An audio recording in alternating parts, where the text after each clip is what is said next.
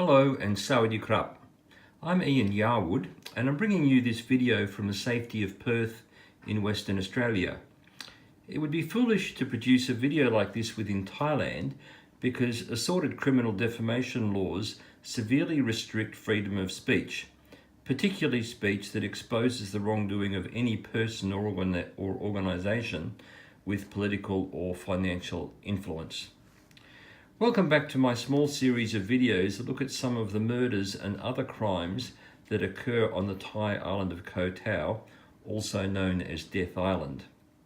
This video is part one of my reaction to the ambitious documentary Murder in Paradise, which was first screened on the 20th of April 2016 by Britain's Channel 4.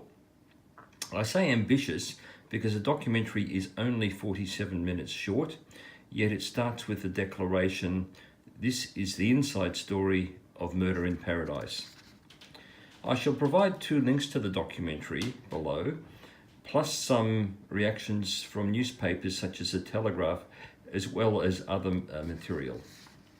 The limited length is a huge constraint, but the documentary did reach a large audience in Britain and educated many viewers who had previously been completely ignorant of the dangers and corruption presented by Koh Tao. For that, the director Tom Stone and his crew deserve congratulations. Indeed, at the 2-minute mark of the documentary, 3 young British women, Annabelle, Emma and Holly, speak on camera about how little research they did before arriving on Koh Tao. Many young tourists might be happy to watch a misleading vlog on YouTube, but might not be bothered to read newspapers regularly. I shall discuss the documentary in chronological order in a moment, but in fairness to the director and crew, I wish to highlight what I think was one of the most compelling 4 minutes, which ran from the 21-minute 35-second mark. This was the interview with the family of Nick Pearson, who died on the 1st of January 2014. It should be rather obvious to viewers that Nick met with foul play, and it was pointed out that he had been warned off chatting to a young Thai woman. It was mentioned that Nick had a drink and needed help to go back to his room due to an injured leg, but it does not appear that the interviewer tried to establish whether perhaps Nick's drink had been spiked as well. I shall write some further comments below this video about Nick's condition and the standard of Thai autopsies. In relation to large parts of the documentary, I agree with the observation in the Telegraph that it, quote, "it lacked investigative rigour," end quote. I would add that the naive writing style betrayed far too much trust in what the Thai police had to say. The narrator, Sally Orrock, was excellent, but the script was not. At times, the scriptwriter appeared to be merely a scribe for the Royal Thai Police. The script should have been qualified in many important passages with words such as, quote, "the police say," end quote.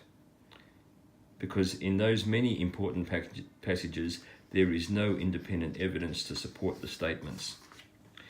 In my view, it's incumbent upon the makers of a documentary such as this to really impress upon the British audience that the Royal Thai Police are extraordinarily corrupt and that compared to Great Britain, Thailand is an incredibly corrupt country. According to the Global Slavery Index, hundreds of thousands of people live in slavery in Thailand. And that's ironic because Thailand's name actually means the land of the free. The high levels of slavery and human trafficking cannot exist without the cooperation of many officers within the ranks of the Royal Thai Police. In Great Britain, the police try to solve murders and violent crimes. In Thailand, in contrast, the police often try to cover up murders, and sometimes they are the murderers, such as when a Thai sergeant murdered a Canadian man, Leo Del Pinto.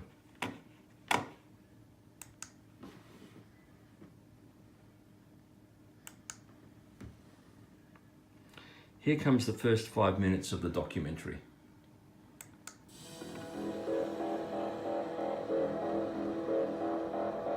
This is the story of an island paradise. A paradise with a dark side. As much of a beautiful place that it is, don't be fooled, don't be tricked. A story of mysterious deaths and conspiracy theories. The way that police treated us was disgraceful. I think that they just try and cover these things up. The murders of 2 British backpackers. It was a very scary time while we tried to piece together what had happened. A police force under fire. He alleges that he was sexually assaulted, abused, beaten, threatened. Threats from the local mafia. They can control people coming and going, they control money. They know when an outsider's coming in. And trial by internet. We are anonymous. This is the inside story of Murder in Paradise.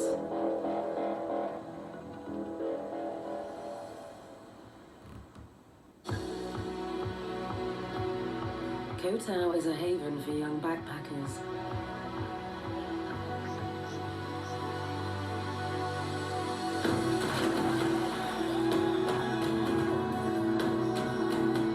An isolated island.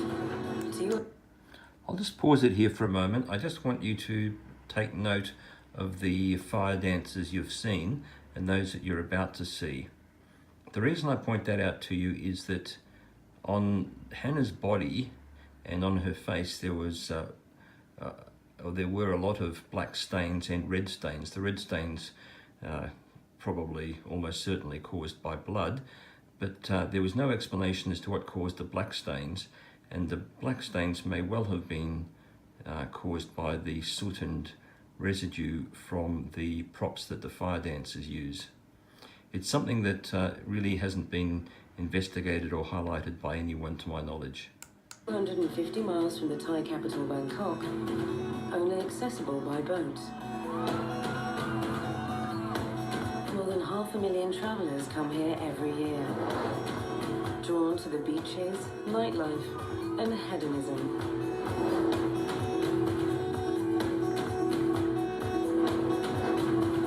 Jack Van Toorn lived in Thailand for 3 years and toured the islands. It's magical when you first arrive. Everything is perfect, and because the contrast between like the way we're kind of policed in Europe and everything's controlled, when you arrive in Thailand, you feel like you can do what you like.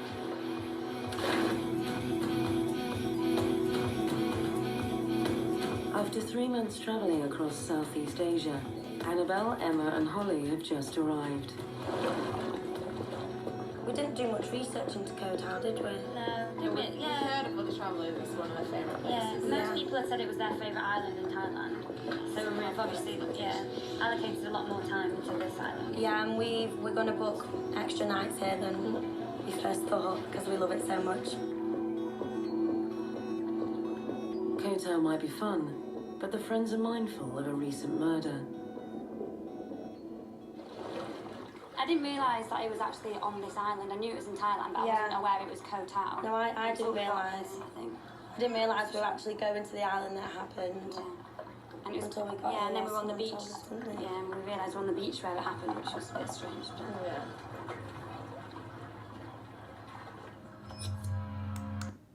Yes, in my view, it was a great credit to Tom Stone and his crew to highlight that many young backpackers do go to Koh Tao totally oblivious to the dangers that are there, and until they actually get there and start talking to people. Often they just rely on what's in a vlog or what someone else has told them. So I have to give credit where credit's due. Just like the girls, Hannah Witheridge and David Miller arrive on Koh Tao looking for adventure. Hannah is 23 and on a break from a postgraduate degree. Her family tried to persuade her not to go to Thailand, but she suddenly books tickets and tells them she's leaving. She's in regular touch with her mum, who's concerned for her safety. David is about to start a scholarship with a mining company. He comes from Jersey and has a tight group of friends who travel with him around Thailand.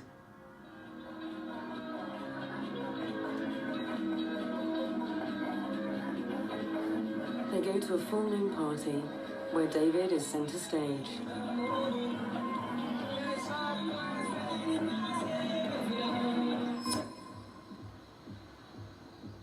Hannah and David meet by chance because they're staying in the same hotel.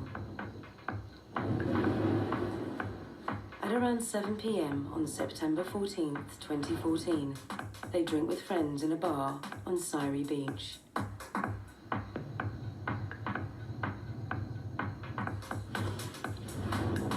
Just after midnight, the group goes in different directions. Hannah and 3 of her friends head to another beachfront bar, known as the AC Bar. It's interesting that they mention the AC Bar. It's a bar that has been rather notorious for a lot of violence in the past, and that was not something that was mentioned in this video. CCTV captures David at a supermarket and chatting in the streets. At 2 a.m, he joins Hannah.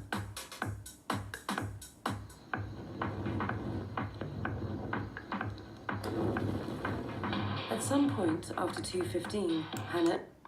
Now, this is the point where there isn't really much evidence for what happened after 2:15, and the narrator reading from a script is saying things that might be consistent with what the police want to allege, but there's no real evidence of anything. It turns out that the CCTV within the AC Bar happened not to be working, surprise, surprise, or it was erased by Mon and other people. We don't know whether Hannah and or David were attacked in the AC Bar itself, or whether either of them had drinks spiked in the AC Bar itself.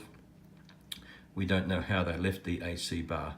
So all of this is really just what is to come here is really just an assertion from the Royal Thai Police. We don't know whether David and Hannah left together or whether they left separately. and David leave the bar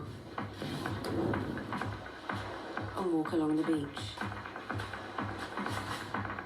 They are just meters from the safety of their hotel.